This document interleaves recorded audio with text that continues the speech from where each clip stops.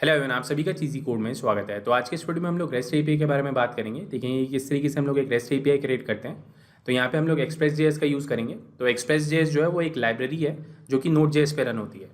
तो ये node JS क्या है, एक्सप्रेस जेएस क्या है, इसके बारे में हम लोग गहराई में बात नहीं करेंगे। कोड ज़्यादा होगा, थ्योरी कम होगी। और इस सीरीज़ में मेरी पूरी कोशिश रहेगी कि मैं आपको स्टेप बाय स्टेप बता सकूँ कि क्या चीज़ क्या कर रही है, जिससे आप उस कोड को ईजिली मॉडिफाई कर पाओ। तो शुरू करते हैं। तो सबसे पहले बात करते हैं कि एपीआई क्या होता है। तो एपीआई एक सॉफ्टवेयर है जो आपकी मदद करता है दो एप्लीकेशंस के बीच में कम्युनिकेशन कराने के लिए। मतलब मेरी एक एप्लीकेशन को दूसरी एप्लीकेशन से अगर कम्युनिकेशन करना है तो यहाँ पे हम लोग एपीआईज का यूज़ कर सकते हैं। तो जनरली जितनी भी एप्लीकेशंस होती हैं उनके दो पार्ट्स होते हैं, एक फ्रंट एंड होता है और एक बैक एंड होता है। तो फ्रंट एंड आपका वो वाला पोर्शन होता है जिससे आपके यूजर्स इंटरेक्ट करते हैं। तो यहाँ पे आपके पास डेस्कटॉप एप्लीकेशंस होती हैं, वेब एप्लीकेशंस होती हैं, आपके मोबाइल की एप्लीकेशंस होती हैं, आपके टीवी की जो एप्लीकेशंस है वो भी आपके फ्रंट एंड के अंदर ही आती हैं। और बिहाइंड द सीन्स वो आपके बैकएंड को यूज़ करी होती हैं। तो बैकएंड पे आपके पास एप्लीकेशन सर्वर होता है, आपका डेटाबेस सर्वर होता है। अब यहाँ पे हमारे पास दो एप्लीकेशंस हो गई हैं, एक हमारी बैकएंड पे रन हो रही है और एक हमारी फ्रंट एंड पे रन हो रही है। अब इन दोनों के बीच में मुझे कम्युनिकेशन कराना है तो यहाँ पे मैं एक एपीआई का यूज़ करूँगा। तो इस सीरीज़ में जो हम लोग एपीआई बनाएंगे वो हमारे बैकएंड पे रन होगी। तो फ्रंट एंड वाली एप्लीकेशन को जब भी इस बैकएंड से कम्युनिकेट करना होगा तो हम लोग उन एपीआईज का यूज़ करेंगे। तो इस तरीके से हमारी ये एपीआईज काम करेंगी। तो एक सिंपल एग्जाम्पल देखते हैं। तो सिंपली क्या होता है कि हमारा फ्रंट एंड जो होता है वो बैक एंड पे एक रिक्वेस्ट रेज करता है। तो वो जो रिक्वेस्ट होती है हमारी वो हमारी एक एपीआई रिक्वेस्ट होती है। वो बैक एंड के पास पहुंचती है, बैक एंड उसको वैलिडेट करता है, उसके अकॉर्डिंग जो भी उसको एक्शन परफॉर्म करना है वो एक्शन परफॉर्म करेगा और उसके कॉरस्पॉन्डिंग आपको एक रिस्पॉन्स देगा। तो इस तरीके से हमारा एक रिक्वेस्ट जाती है और सर्वर हमें एक रिस्पॉन्स देता है। तो इस तरीके से जो हमारा फ्रंट एंड होता है वो एक रिक्वेस्ट रेज करता है और हमारा बैक एंड जो होता है हमें एक रिस्पॉन्स रिटर्न करता है। तो इसको हम लोग क्लाइंट सर्वर आर्किटेक्चर भी कहते हैं कि हमारा क्लाइंट जो होता है वो रिक्वेस्ट रेज करता है और हमारा जो सर्वर होता है वो हमारे को रिस्पॉन्स रिटर्न करता है।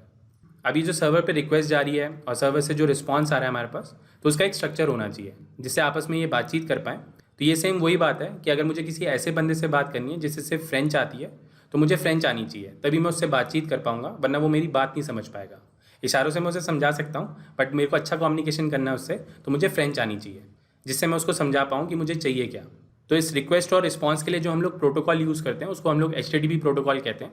तो HTTP प्रोटोकॉल आपके लिए कुछ रूल्स डिफाइन करता है कि इस तरीके से आपकी रिक्वेस्ट होनी चाहिए और इस तरीके से आपको रिस्पॉन्स मिलेगा, तभी आप आपस में कम्युनिकेट कर पाओगे।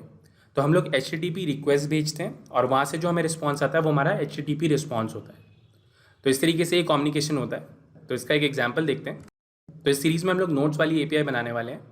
तो उसके लिए मैंने एक वेब इंटरफेस रेडी किया है। तो यहाँ पे आप अपना ईमेल डालेंगे। तो इस तरीके से मैं अपना ईमेल और पासवर्ड डालूंगा यहाँ पे। और जैसे मैं यहाँ पे लॉगिन पे क्लिक करूँगा तो यहाँ पे आप देख सकते हैं एक रिक्वेस्ट गई है सर्वर पे। तो यहाँ पे आप देख सकते हैं हमने एक रिक्वेस्ट रेज करी है जो कि हमारी पोस्ट रिक्वेस्ट है और हमने सर्वर को ये वाला डेटा भेजा है। तो मैंने अपना ईमेल और पासवर्ड जो है वो सर्वर को भेजा। सर्वर ने मुझे रिस्पॉन्स रिटर्न किया। रिस्पॉन्स पे उसने मुझे ये ऑब्जेक्ट रिटर्न किया है जिसमें मुझे यूज़र मिला है और टोकन मिला है। उसके बाद मैंने यहाँ पे एक गेट रिक्वेस्ट रेज करी। तो जैसे हमारा साइन इन हो गया तो यहाँ पे हमने एक गेट रिक्वेस्ट रेज करी है कि लाओ भैया मेरे सारे नोट्स मुझे दे दो। तो उसके लिए हमने ये गेट रिक्वेस्ट रेज करी है। तो HTTP प्रोटोकॉल के अंदर हमारे पास डिफरेंट मेथड्स होते हैं जिसके थ्रू हम लोग इंटरेक्शन करते हैं। तो हमारे पास गेट रिक्वेस्ट होती है, पोस्ट रिक्वेस्ट होती है, डिलीट रिक्वेस्ट होती है, पुट रिक्वेस्ट होती है। तो इन मेथड्स के लिए हम लोग डिफरेंट इंप्लीमेंटेशन करते हैं कि अगर हमारी गेट रिक्वेस्ट आई है तो मुझे ये काम करना है, अगर मेरी पोस्ट रिक्वेस्ट आई है तो मुझे ये काम करना है, अगर मेरी डिलीट की रिक्वेस्ट आई है तो मुझे कुछ और काम करना है। तो इस तरीके से हम लोग डिफरेंट मेथड्स लिखेंगे। गेट के लिए गेट वाला मेथड होगा, पुट के लिए पुट वाला मेथड होगा एंड सो ऑन। अब ये जो एपीआई हमारी, इसको हम लोग कहीं पे भी यूज़ कर सकते हैं। यहाँ पे हम लोग वेब के अंदर एक्सेस कर रहे हैं, सेम ये एपीआई हम लोग अपनी एंड्रॉइड ऐप के अंदर एक्सेस करेंगे। अगर कोई इसको टीवी में इंटीग्रेट करना चाहता है तो वो टीवी में भी इंटीग्रेट कर सकता है। तो ये बेनिफिट होता है एक एपीआई को इम्प्लीमेंट करने का। तो बेसिकली आपका क्लाइंट कुछ भी हो सकता है, चाहे आपकी एंड्रॉइड एप्लीकेशन हो, आपकी वेब एप्लीकेशन हो, बट आपका जो सर्वर है वो आपको रिस्पॉन्ड करेगा इन एपीआई की मदद से। तो देखते हैं इसको कैसे इंप्लीमेंट करेंगे। तो अब बात करते हैं कि इस एपीआई को बनाने के लिए हमें कौन कौन से सॉफ्टवेयर चाहिए। तो हमें एक विजुअल स्टूडियो कोड चाहिए होगा जो कि हमारा एडिटर है। यहाँ पे हमें Node.js इंस्टॉल करना होगा। पोस्टमैन है हमारा जो हमारी एपीआई को टेस्ट करने के लिए हम लोग यूज़ करेंगे। और वर्जन कंट्रोल के लिए हम लोग गिट का यूज़ करेंगे। तो इन सॉफ्टवेयर्स को आप इनकी वेबसाइट पर जाकर डाउनलोड कर सकते हैं। तो सिंपली इस Node.js वाली वेबसाइट पर जाएँ और इसको डाउनलोड कर लें। यहाँ पे आपको LTS वाला वर्जन डाउनलोड करना है। तो सिंपली एक सी होगी, जस्ट नेक्स्ट नेक्स्ट करना है और आपका ये इंस्टॉल हो जाएगा। सिमिलरली एडिटर जो हम लोग यूज़ करेंगे वो हमारा VS कोड है। तो यहाँ से आप इसको डाउनलोड कर सकते हैं। और गिट के लिए आपको इस वाली साइट पे जाना होगा getscm.com और यहाँ से आप गिट डाउनलोड कर सकते हैं। अब एपीआई को टेस्ट करने के लिए हम लोग पोस्टमैन का यूज़ करेंगे। तो ये एक कॉमन टूल है जो कि सारे लोग यूज़ करते हैं एपीआई को टेस्ट करने के लिए। तो यहाँ से आप इसको डाउनलोड कर सकते हैं। यहाँ पे आपको रजिस्टर भी करना होगा। तो इस एपीआई को बनाने के लिए सारे सॉफ्टवेयर रिक्वायर्ड हैं। तो आई होप आप इनको इंस्टॉल करोगे और मेरे साथ साथ कोड करोगे। तो सीधा अपने एडिटर पर चलते हैं और कुछ कोड लिखते हैं। तो जैसे आप इस एडिटर को ओपन करेंगे तो आपके पास इस तरीके से एक पेज आएगा। यहाँ पे मैंने अपना एक फ़ोल्डर ओपन किया है इस वाले ऑप्शन से। तो ये मेरा फोल्डर है जिसके अंदर हम लोग अपनी फाइल्स क्रिएट करेंगे एपीआई से रिलेटेड, और इसी को यहाँ पे मैंने ओपन किया है।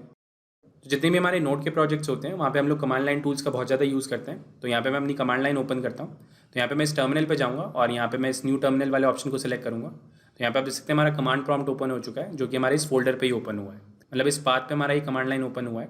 तो सबसे पहले यहाँ पे चेक करते हैं कि हमारा नोड जो है वो सही से इंस्टॉल हुआ है या नहीं। तो यहाँ पे मैं लिखूँगा नोड -- वर्जन। तो मेरी मशीन पे ये वाला वर्जन इंस्टॉल्ड है। सिमिलरली गिट को भी चेक कर लेते हैं कि वो सही से इंस्टॉल हुआ है या नहीं। तो यहाँ पे मैं लिखूँगा गिट -- वर्जन। तो यहाँ पे आप देख सकते हैं मेरे पास गिट का वर्जन आ रहा है। तो इस तरीके से आप इनके वर्जन चेक कर सकते हैं कि आपकी मशीन पे कौन सा वर्जन इंस्टॉल्ड है। तो यहाँ पे मैं क्लियर स्क्रीन कर देता हूँ। तो जितने भी हमारे नोड के प्रोजेक्ट्स होते हैं उसके अंदर हम लोग एक फ़ाइल डिफाइन करते हैं package.json। ये जो package.json फाइल होती है ये हमारी कॉन्फ़िगरेशन वाली फाइल होती है, या आप इसको मेटा डेटा भी कह सकते हैं, जो हमारी एप्लीकेशन के बारे में बताते हैं कि हमारी एप्लीकेशन किस टाइप की है, उसका नाम क्या है, उसका वर्जन कौन सा है, उसके अंदर कौन कौन सी लाइब्रेरीज यूज़ हम लोग करने वाले हैं। तो वो सारी इन्फॉर्मेशन इस package.json फाइल के अंदर होती है। तो सबसे पहले उस फाइल को क्रिएट करते हैं। तो उस फाइल को क्रिएट करने के लिए हमारे पास ये कमांड है npm init-y। तो जैसे मैं इस पर एंटर प्रेस करूँगा तो यहाँ पे आप देख सकते हैं हमारी एक फ़ाइल क्रिएट हो चुकी है package.json के नाम से। तो अगर मैं इसको यहाँ पे ओपन करता हूँ तो इस तरीके से हमारी ये फाइल क्रिएट हो चुकी है। यहाँ पे आप देख सकते हैं इस प्रोजेक्ट का नाम है, तो इसको मैं यहाँ पे चेंज करके नोट API कर देता हूँ। सिमिलरली उसका वर्जन आ रहा है हमारे पास, और डिस्क्रिप्शन में जो भी आप लिखना चाहें तो यहाँ पे मैं लिख देता हूँ नोट्स API। उसके बाद यहाँ पे हमने अपनी मेन फाइल बताई है कि हमारी मेन फाइल जो कि वो हमारी index.js फाइल होगी। उसके बाद आप कोई स्क्रिप्ट डिफाइन करना चाहते हैं तो आप इसके अंदर डिफाइन कर सकते हैं। उसके बाद कीवर्ड्स हैं, ऑथर है, ऑथर कौन है, इसका लाइसेंस आप इसका डिफाइन कर सकते हैं। तो इस तरीके से हम लोग एक package.json फाइल डिफाइन करते हैं। तो जितने भी आपके नोड के प्रोजेक्ट्स होंगे उसके अंदर आपको ये फाइल मिलेगी जो उसका मेटा डेटा डिफाइन करेगी, मतलब उस एप्लीकेशन का जो भी मेटा डेटा है वो इस फाइल के अंदर स्टोर होता है। अब इस API को बिल्ड करने के लिए हम लोग कुछ लाइब्रेरीज़ का यूज़ करेंगे जो हमारी लाइफ थोड़ी सी ईजी कर देंगी। तो उनको इंस्टॉल करते हैं। तो यहाँ पे मैं एक कमांड रन करूँगा npm install। तो ये जो लाइब्रेरीज़ हैं हमारी ये ओपन सोर्स लाइब्रेरीज़ हैं। तो यहाँ पे हम लोग एक्सप्रेस लाइब्रेरी का यूज़ करेंगे। तो यहाँ पे मैंने एक्सप्रेस लिखा है। यहाँ पे हम लोग JWT टोकन्स का यूज़ करने वाले हैं। तो इस तरीके से हम लोग उसका पैकेज इंस्टॉल करेंगे, जेसन वेब टोकन्स। तो JWT के जो टोकन्स होते हैं उसके लिए हम लोग इस वाली लाइब्रेरी का यूज़ करते हैं। उसके बाद मुझे यहाँ पे कुछ और लाइब्रेरीज़ भी चाहिए। नोडमॉन का हम लोग यूज़ करेंगे, इनका क्या यूज़ है वो मैं आगे बताऊँगा। उसके बाद हम लोग bcrypt का यूज़ करेंगे जो कि हमारे पासवर्ड को एनक्रिप्ट करेगी। और यहाँ पे हम लोग .env पैकेज का यूज़ करेंगे। तो डेटाबेस जो होगा हमारा वो हमारा MongoDB होगा। तो उसके लिए हमारे पास एक पैकेज है mongoose, तो उसका हम लोग यूज़ करेंगे। और कॉर्स हम लोग इनेबल कर देंगे। यहाँ पे क्रॉस ओरिजिन वाली जो रिक्वेस्ट होती है उसके लिए हम लोग इस पैकेज का यूज़ करेंगे कॉर्स। तो यहाँ पे मैं इसको एंटर प्रेस कर देता हूँ। ये थोड़ा सा टाइम लेंगे इंस्टॉल होने में। तो जितने भी पैकेजेस होंगे वो हमारे इस package.json के अंदर ऐड हो जाएंगे। तो इसको इंस्टॉल होने देते हैं। तो यहाँ पे आप देख सकते हैं हमारे package.json के अंदर ये जितने भी पैकेजेस थे वो ऐड हो चुके हैं। तो ये जितनी भी लाइब्रेरीज हमने इंस्टॉल करी हैं वो हमारे इस डिपेंडेंसी सेक्शन के अंदर ऐड हो चुकी हैं। तो यहाँ पे आप देख सकते हैं इसके कॉरस्पॉन्डिंग हमारे पास वर्जन्स भी आ रहे हैं कि इसका कौन सा वर्जन इंस्टॉल हुआ है। उसके साथ साथ हमारे पास एक फोल्डर क्रिएट हो चुका है नोड मॉड्यूल्स के नाम से। तो इन लाइब्रेरीज का जो भी कोड है वो हमारे इस नोड मॉड्यूल्स फोल्डर के अंदर है। तो अगर मैं इसको एक्सपैंड करता हूँ तो यहाँ पे आप देख सकते हैं इसके अंदर जितनी भी डिपेंडेंसीज रिक्वायर्ड है वो सारी यहाँ पे आ चुकी हैं। तो इस तरीके से हम लोग एक नोड का प्रोजेक्ट सेटअप करते हैं।